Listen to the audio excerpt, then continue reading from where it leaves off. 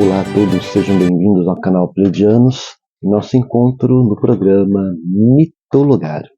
Desta vez, nosso personagem da mitologia brasileira é o famoso Boitatá.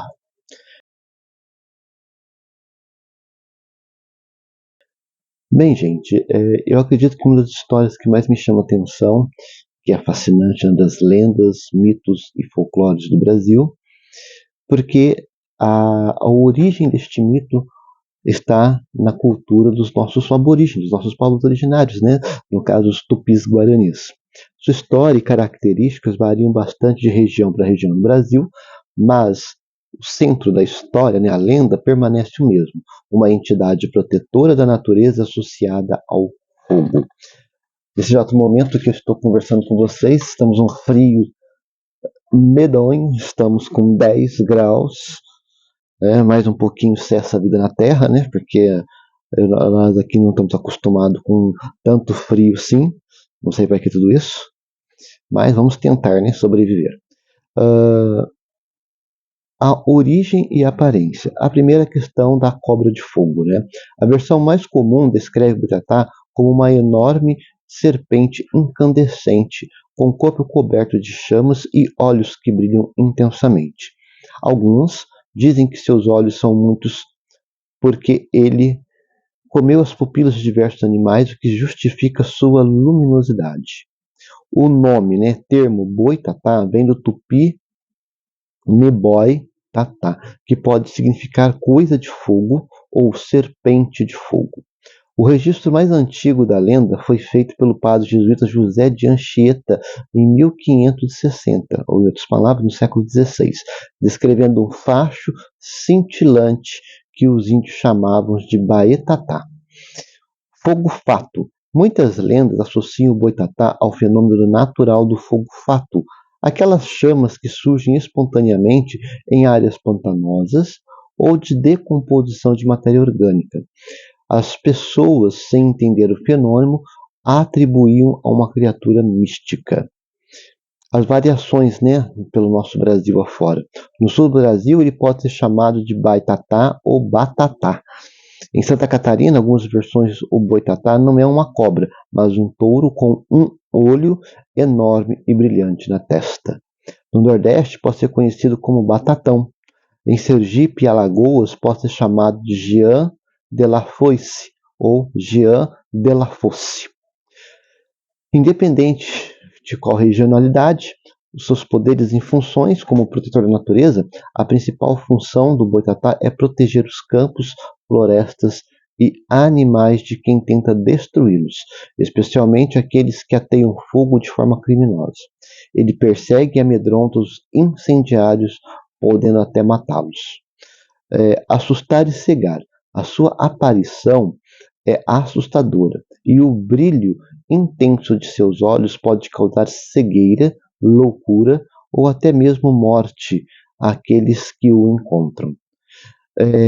Desguise. Em algumas versões, o boitatá pode se transformar em um tronco de madeira em chamas para enganar e atacar os desmatadores, né? Aquelas pessoas que desmatam, né? O local de origem, né, sua vivência, geralmente associada em áreas florestais, pântanos, rios e campos abertos.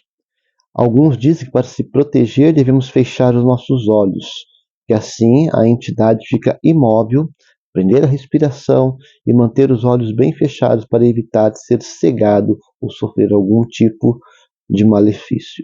Muitas histórias contam de pessoas que tentaram atear fogo na mata e foram perseguidas e castigadas pelo boitatá, servindo como aviso moral sobre o respeito à natureza. Uma versão a mais conta que após uma grande enchente, o boitatá, que era uma serpente comum, se alimentou dos olhos dos animais mortos, absorvendo sua luz e se transformando na serpente de fogo que conhecemos hoje. O boitatá, portanto, é um símbolo poderoso da conexão entre o homem e a natureza no folclore brasileiro, representando a força da floresta que se defende de seus agressores. Algumas bizarrices, né, que vamos poder encontrar já começa pela própria questão dos olhos luminosos, né, e sua punição. Diz que Boitatá, em uma época de escuridão ou de grande dilúvio, se alimentou dos olhos de diversos animais mortos. Essa ingestão macabra teria conferido a ele a capacidade de emitir luz intensa de seus olhos e o fogo que envolve o seu corpo. É uma imagem bastante gráfica e bizarra, conectando a luminosidade a um ato de necrofagia.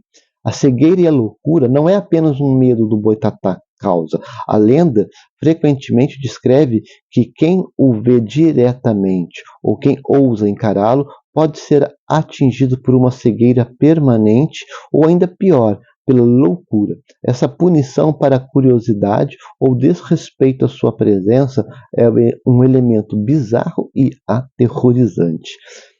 A metamorfose em tronco de chamas.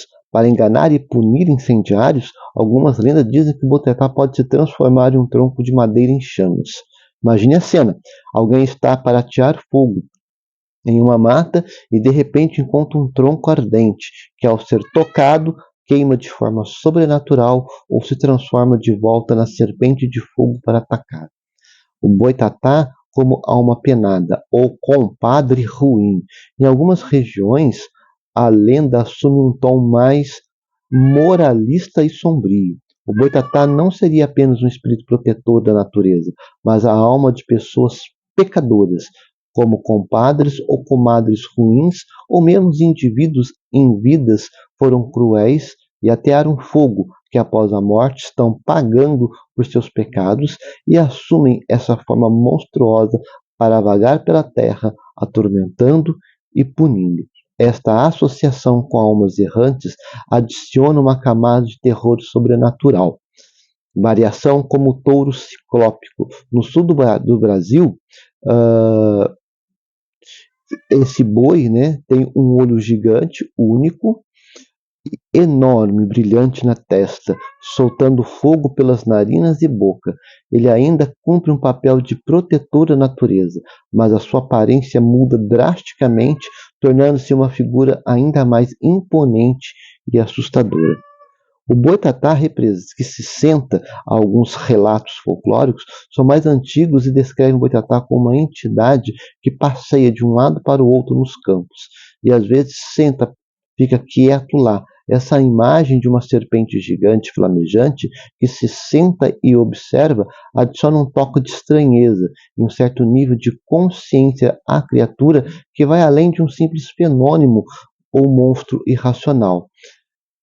Quanto sequelas e alucinações e queimaduras, há relatos. Ei, Amarelo, tá fazendo bagunça aí, cara? Relatos de algumas comunidades rurais onde as pessoas que afirmam ter visto o Boitatá apresentam supostas sequelas físicas, como desmaios, queimaduras, muitas vezes nas costas, ou episódios de alucinação. Embora sem comprovação, esses elementos reforçam o poder e o perigo atribuído à criatura no imaginário popular. Seja como for, nós vamos imaginando que esse personagem ele vai se traduzindo dentro da nossa cultura, dentro do nosso ser e existir como sociedade, partindo desde o século, né, das colônias do Brasil, né, no século XVI, nós vamos entendendo que a sua preponderância, o seu significado já faz já um alerta à exploração da natureza. Há uma exploração humana sobre o meio natural, que não mudou e que, conforme a modernidade vai avançando, vai ficando cada vez mais feroz. Isso serve de aviso, né? O Boitatá, a lenda do Boitatá serve de aviso ao que a natureza pode fazer com a humanidade se continuar neste caminho. É necessário nós entendermos que os povos indígenas já tinham esse entendimento sobre essa simbiose, né? essa vivência entre o homem e a natureza e a sua codependência um com o outro. Acredito que nós temos que entender que o mito, assim como o mito da história passada, que remete muito diretamente a essa questão do homem e natureza, faz nós pensarmos sobre o que nós estamos fazendo com a própria natureza em si. Isso parte da nossa própria natureza do ser humano. O que nós estamos fazendo conosco mesmos? E depois de avaliarmos a nossa existência, o nosso ser existir como pessoa, projetamos esse ser existir no meio natural e as consequências disso.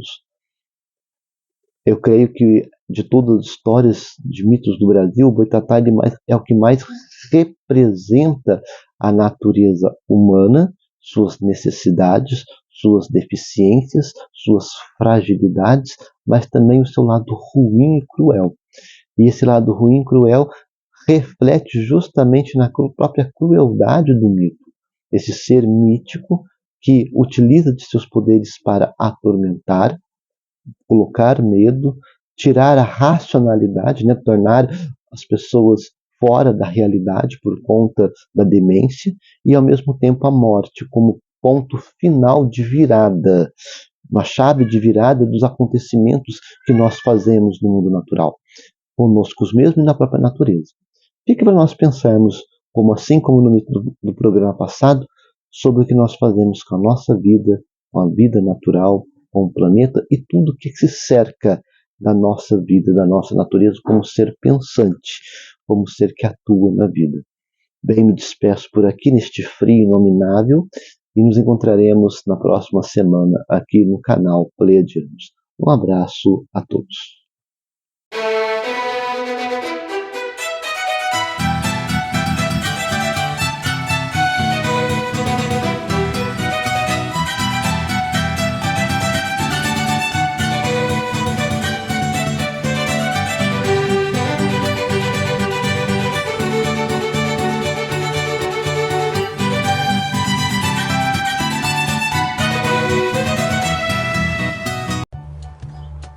Nós somos a Associação SOS Felinos, onde nós dedicamos com muito amor e carinho a cuidar de 55 gatinhos que foram resgatados da rua. E através de sua inestimável ajuda, estamos conseguindo dar a esses bichinhos muito amados um lar, alimento, remédios, veterinário, além de muita atenção, cuidado e imenso amor. Se você ainda não conhece a Associação SOS Felinos, venha nos conhecer pelas redes sociais e assomar conosco neste projeto. A Associação SOS Felinos, juntos para um mundo melhor para todos.